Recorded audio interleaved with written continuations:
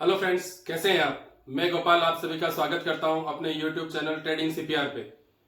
Friends, अगर आप भी यूपीआई का इस्तेमाल करते हैं तो 1 अगस्त से यूपीआई से जुड़े कुछ रूल्स बदल गए हैं और आपको इनको जानना बहुत ही जरूरी हो गया है। तो आज की वीडियो में हम बात करेंगे NPCI that is national payment corporation of India ने यूपीआई ट्रांजेक्शन में वो कौन कौन से चेंजेस किए हैं जो हमें डायरेक्टली इंपैक्ट करेंगे। इसके साथ ही हम जानेंगे कि एनपीसीआई ने ये स्टेप क्यों लिए हैं और हम पे इनका क्या असर होने वाला है। फ्रेंड्स, अगर आप मेरे चैनल पे नए हैं तो please like, share and subscribe. It will help me to beat YouTube algorithm. और हाँ, मेरे चैनल का नाम है ट्रेडिंग सीपीआर और मैं इस पे इसी प्रकार के एजुकेशनल वीडियो आपके लिए लाता रहता हूं। फ्रेंड्स, आज के समय में लगभग हर काम ऑनलाइन होता है और घर बैठे ही अपने मोबाइल से हम कितने काम आसानी से कर लेते हैं। लाइक स्विगी, जोमेटो पे खाने का ऑर्डर देना हो, किसी को उसके बर्थडे पे केक भिजवाना हो या स्टाइलिश कपड़े खरीदने हो। इसके अलावा भी ऐप के कई अन्य काम भी हैं जो आप मोबाइल में घर बैठे ही एक क्लिक में कर सकते हैं।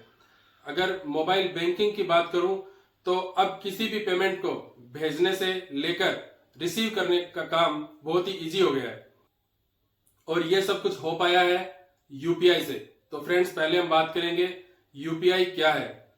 यूपीआई का फुल फॉर्म है यूनिफाइड पेमेंट इंटरफेस।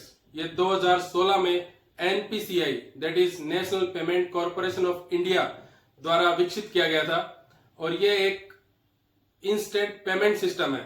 इसका इस्तेमाल मोबाइल पर दो बैंकिंग खातों के बीच इंस्टेंट पेमेंट करने के लिए किया जाता है। बस इसके लिए एक छोटी सी चीज की आवश्यकता है, वो है आपका मोबाइल नंबर। हाँ फ्रेंड्स, आपका मोबाइल नंबर रजिस्टर्ड होना चाहिए आपके बैंक अकाउंट के साथ। और इस यूपीआई पेमेंट को रेगुलेट करता है RBI that is reserve bank of India. UPI ने भारत में डिजिटल भुगतान प्रणाली को कई ऊंचाइयों तक पहुंचाया है। इसकी इजी टू यूज, सिक्योर और इंस्टेंट पेमेंट सिस्टम इसे दुनिया के सबसे बेहतरीन और सक्सेसफुल डिजिटल पेमेंट प्लेटफॉर्म में से एक बनाती है। सरकार और एनपीसीआई समय समय पर इसमें सुधार करते रहते हैं और नई सुविधाएं जोड़ते रहते हैं, जिससे यह और भी अधिक सिक्योर, फास्ट और यूजफुल बनता जा रहा है। फ्रेंड्स, आज के टाइम में इंडिया में maximum people are using UPI transaction. UPI से एक क्लिक में आप किसी को भी पेमेंट ट्रांसफर और रिसीव कर सकते हैं। साथ ही आप अपना बैंक बैलेंस भी इंस्टेंट चेक कर सकते हैं। पर अगर आप भी यूपीआई यूजर हैं तो 1 अगस्त 2025 से यूपीआई से जुड़े हुए कुछ नियम बदल गए हैं जिनको आपको जानना बहुत जरूरी है। तो चलिए जानते हैं ये नियम क्या है। फ्रेंड्स, पहला चेंज है बैलेंस चेक करना हुआ लिमिटेड। अगर आप यूपीआई पर ऐप से बार बार अपना बैलेंस चेक करते हैं तो जान लीजिए कि 1 अगस्त 2025 से इसकी लिमिट तय कर दी गई है। National payment corporation of India यानी एनपीसीआई ने जो नया नियम लागू किया है उसके तहत यूजर एक दिन में सिर्फ 50 बार ही अपना बैलेंस चेक कर सकता है। एनपीसीआई के मुताबिक सिस्टम पर अधिक पड़ने वाले लोड को कम करने, यूजर्स को और बेहतर एक्सपीरियंस एवं ट्रांजैक्शन फेल होने की शिकायतों को कम करने के लिए ये स्टेप लिए गए हैं, क्योंकि ज्यादा लोड पड़ने से कभी कभी यूपीआई नेटवर्क क्रैश भी हो जाता है। फ्रेंड्स, अभी आपको बार बार अपना बैलेंस चेक करने की जरूरत ही नहीं पड़ने वाली है, क्योंकि ईच ट्रांजैक्शन के बाद में ऑटोमेटिक आपको अपना बैलेंस शो होगा ताकि आपको मैनुअली चेक ना करना पड़े। लेकिन सर, बिजनेसमैन का क्या? कारोबारियों के लिए तो दिक्कत हो सकती है ना, क्योंकि वे दिन में कई पेमेंट करते हैं और उन्हें बार बार बैलेंस चेक करना भी पड़ता है। शायद आगे जाके इसमें कुछ सुधार हो पाएगा। दूसरा चेंज है ऑटो पे ट्रांजेक्शन के लिए 8% आपकी कोई ईएमआई है, वाटर बिल है, इलेक्ट्रिसिटी बिल है, म्यूचुअल फंड की एसआईपी है या ओटीटी सब्सक्रिप्शन है, ये सारे ट्रांजेक्शन ऑटो पे के तहत अपने आप किसी भी टाइम स्लॉट में हो सकते हैं। पर अब से इन्हें प्री डिसाइडेड समय के स्लॉट में ही प्रोसेस किया जा सकेगा।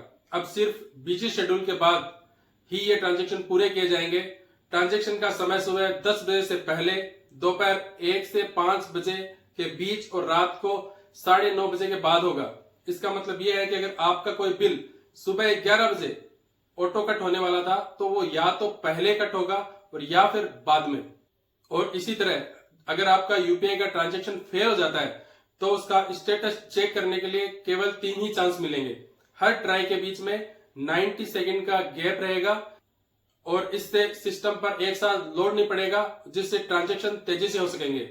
तीसरे सुधार की बात करें तो फ्रेंड 2000 से अधिक के यूपीआई ट्रांजैक्शन पे कोई जीएसटी नहीं लगने वाला है। यह यूपीआई यूजर के लिए एक अच्छी खबर है।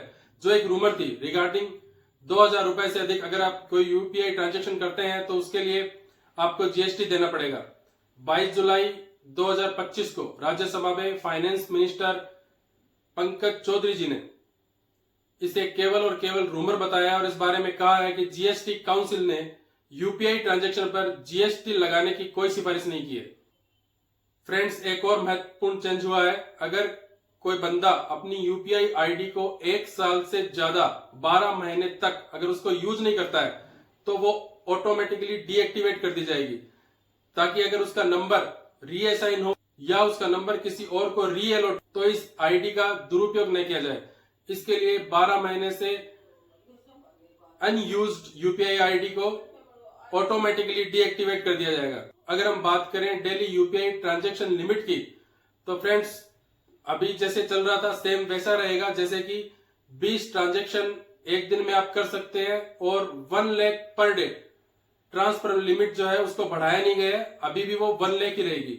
अगर हम बात करें न्यू यूजर की तो जैसे कि न्यू यूजर जो है वो उसका ट्रांजैक्शन लिमिट है वो 5000 रुपीज पर डे है फॉर 24 आवर, तो वो अभी सेम ही रहने वाला है। और अंत में फ्रेंड्स मैं ये कहना चाहूंगा कि this new UPI rule will enhance security और इसके साथ ही सिस्टम लोड को रिड्यूस करेगा एंड इंप्रूव करेगा ट्रांजैक्शन क्लियरिटी को और यूपीआई पेमेंट को 50% से भी ज्यादा स्पीड अप करेगा। मींस अब आपका पेमेंट 30 सेकंड की जगह 15 सेकंड में ही कंप्लीट हो जाएगा with better security and clarity. तो फ्रेंड्स आज के इस सेशन में इतना ही। Please like, share and subscribe. मिलते हैं एक नए वीडियो के साथ, तब तक के लिए जय हिंद।